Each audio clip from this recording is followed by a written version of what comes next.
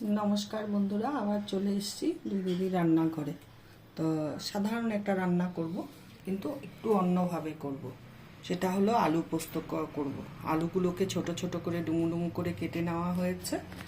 আর তার জন্য লাগবে একটু হিং, একটা শুকনো লঙ্কা, 1 চামচের কম তিল, সাদা তিল, আর পোস্ত বাটা, লঙ্কা বাটা। তো এবার কিভাবে করি পাশে থাকুন, দেখতে থাকুন। গ্যাসটা ধরিয়ে নিচ্ছি। কড়াই গরম হয়ে গেছে। এই অবস্থায় আমি তেল দিব, সরষের তেল দিয়ে রান্নাটা করব।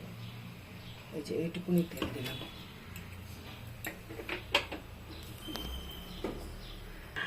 তেলটা পুরো গরম হয়ে গেছে, ধুয়ে উঠছে। এই অবস্থায় আমি হলো গিয়ে একটু হিং দিব তেলের মধ্যে। তো এবার বলবেন যে আলু পোস্ততে হিং কেন? এইভাবে করে আমি যেভাবে করছি এইভাবে করে খেয়ে দেখবেন। এখন দিলাম কালো জিরা। এটার স্বাদ একটু অন্যরকম হবে। একঘেয়েমি আলু পোস্ত খেয়ে খেয়ে তো আর ভালো লাগে না, একটু আলাদা রকম করবো। এখন আলুগুলো দিয়ে দিচ্ছি।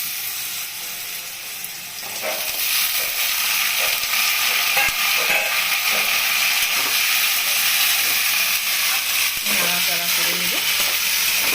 করে নিয়ে 1 মিনিটের জন্য একটু ঢাকা দেবো। এরপরে আর আমি ঢাকা দেবো না। গ্যাসের আঁচটা কমানোই থাকবে। 1 মিনিটের জন্য জাস্ট ঢাকাটা দিলাম। এখন ঢাকনাটা তুলব। এবার গ্যাসের আঁচটাকে মিডিয়াম আঁচে নিয়ে রান্না করব।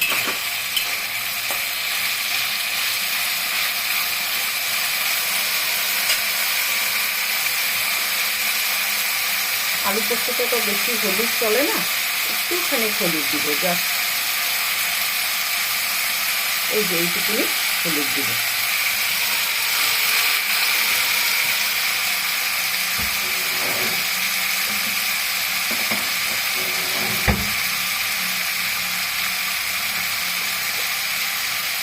আর নুনটা যার যার বাড়ি স্বাদ অনুসারে আপনারা দেবেন। আমি 1 চামচ দিচ্ছি, আরও 1/2 চামচ দিচ্ছি। টোটাল 1.5 চামচ দিলাম নুন আমি।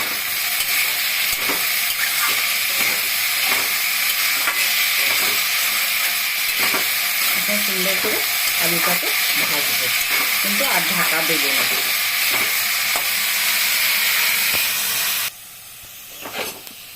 আলুটা সুন্দর করে ভেজে নিলাম। সেই কড়া করে তো ভাজবো না, আলু পোস্ত তো কড়া করে ভাজলে ভালো লাগবে না। মোটামুটি ভেজে নিলাম। এখন এই অবস্থায় আমি পোস্ত লঙ্কা বাটাটা দিয়ে দিই।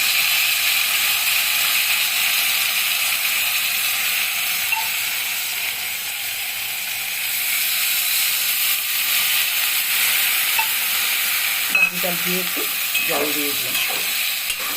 ভালো করে কষাবো। পোস্ত বাটাটা দিয়েছিলাম, একটু বাটি ধোয়া জল দিয়েছিলাম। তো কষিয়ে কষিয়ে একদম শুকনো হয়ে গেছে। এই অবস্থায় আমি একটু চিনি দেবো। আলু পোস্ত তো মিষ্টি মিষ্টি, একটু ঝাল ঝাল ভালো লাগে। 1 চামচ দিয়ে দিলাম, আর একটু দিলাম। দিয়ে এখন সুন্দর করে একটু নাড়াচাড়া। পোস্তটা লেগে যাচ্ছে এখন কড়াইতে।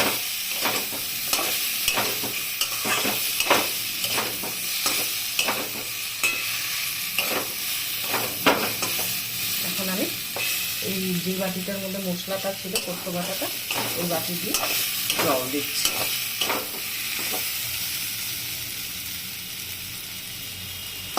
আলু সেদ্ধ হয়ে যাচ্ছে, একটু খালি বাকি। এই জলটা দিয়ে ফুটলে পরে হয়ে যাবে।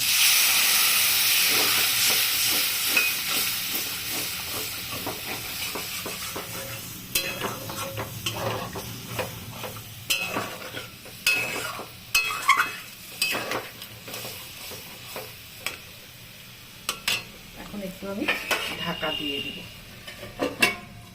1 মিনিটের জন্য ঢাকা দিয়ে দিলাম। এখন ঢাকাটা তুলে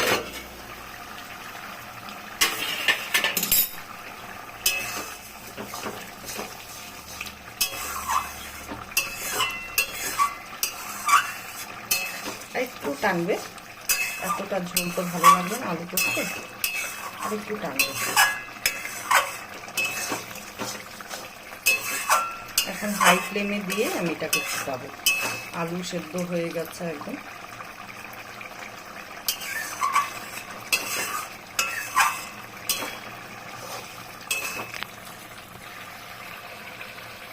হয়ে গেছে আমার আলু পোস্ত। এখন আমি নামিয়ে নিব। নামানোটাও শেষ না, আর একটু কাজ বাকি আছে।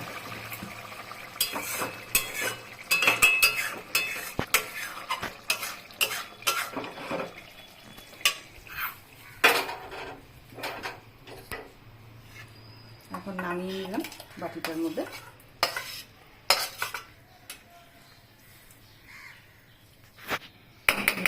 হয়ে গেল। এখন যেই কাজটা বাকি আছে ওটা আমি দেখাচ্ছি কি করব। এই যে ছোক দেওয়ার জন্য, তোমরা দেখলে হাসবে যে নেই নাকি তোমার কাছে, সত্যিকারেরই নেই। আর এটা দিয়ে আমার করতে খুব ভালো লাগে। কিছু কিছু জিনিসের প্রতি মায়া হয়ে যায় না, তাই আমার এটার প্রতিও একটা মায়া। এখানে একটু তেল দিলাম, তেলটা গরম হোক।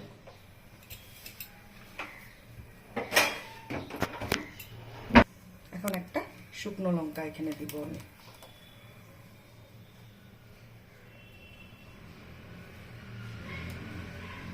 তারপরে দিব একটু আর একটু হিং।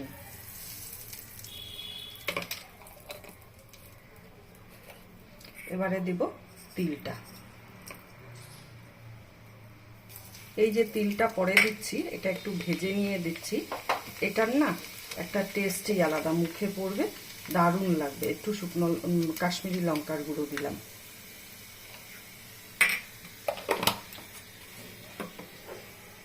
এটা আর কি ছোপ দিব উপর থেকে। এইভাবে করে তোমরা খেয়ে দেখো, দারুণ লাগে।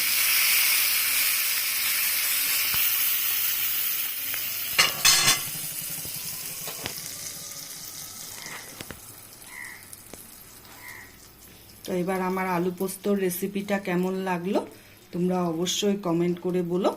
আর যদি ভালো লেগে থাকে তাহলে লাইক, কমেন্ট, শেয়ার অবশ্যই করো প্লিজ প্লিজ। একটু নতুনত্বভাবে আমি আলু পোস্তটাকে করলাম, এইভাবে করে খেয়ে দেখো। আর পাশে দেওয়া বেল আইকনটা তোমরা প্রেস করো। তো আজকের জন্য ভিডিওটা রাখছি। টাটা, সবাই ভালো থেকো।